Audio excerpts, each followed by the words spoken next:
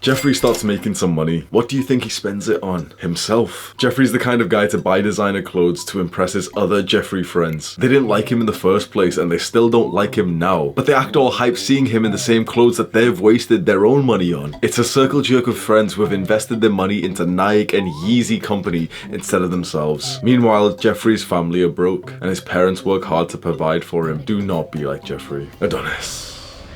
Adonis is a minimalist. He doesn't need much to be happy. He has the trees and the grass and some sunlight. That keeps him content. And it's strange, you would see a man in that position and think that he was broke, but Adonis is extremely wealthy. He just chooses to reinvest back in himself, his family, his loved ones, instead of other companies. Adonis's tribe flourishes because of his good financial decisions. He helped his parents who for the longest time provided for him. That is a man of respect. That is a man's duty. Usually I start these videos off by telling you a mistake that I've made. It's like a practice of my own humility and authenticity. I tell you a mistake that I've made and I tell you how you can learn from that. I'm gonna be totally honest, in this case, I truly haven't actually made any mistakes in terms of materialistic purchases. I've always been way more of a minimalist, even before minimalism was cool and you know, the YouTubers who have like the simple houses and I was more of like just an essentialist where like I would buy the things that I would need and that's it. Since I've started making more and more money from this business and we make a lot of money from YouTube, I've seen more and more comments and criticisms of me, and I've seen people make fun of me that I live at home with my family. I've seen people make fun of me in the comments that I wear a bathrobe, that when they've seen me in my real life outside of YouTube, that I wear the same clothes. Yeah,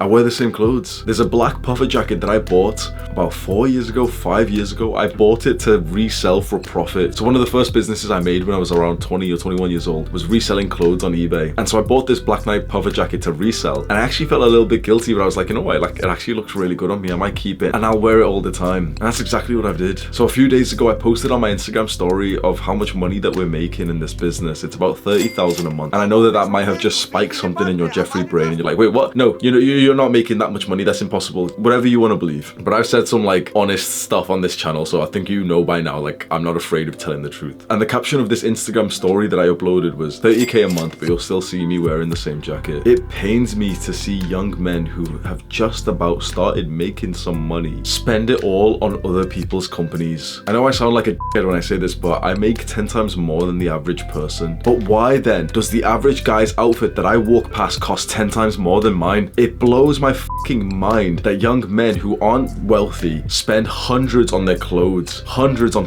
like 200 pounds on Nike, like new Nike trainers that you want to go buy from the shop. Why not buy them pre-owned? Because it hurts your ego. Oh no, but it's not it hurts your ego. Shut the fuck up, it hurts your ego. I want you to take this actionable step right now. And this is really the test to see, are you watching my videos for self-improvement, or are you one of the f***ing Jeffreys who watches for dopamine because you're bored? I want you to take this step right now if you're at home, and if you're not at home, as soon as you come back home, you do this step. Go to your kitchen, grab the kettle, open the lid and look inside. There's lime scale in there. Your mother's kettle is dirty. Your whole family's drinking from a dirty kettle. How do you have the audacity to then spend money on this expensive shit that you keep buying? Bro, visualize this with me. Your parents for the last 20 years have woken up to an alarm clock whilst they were still sleep deprived. They've went to a job that they probably don't like so much. They've commuted in the dark, in the rain, in the cold. For what? To provide for you. And now you as a young man have been given the privilege, the opportunity to be productive and to be able to provide for your family. And now you provide for Nike. You provide for these other companies. You buy clothes when they're not even on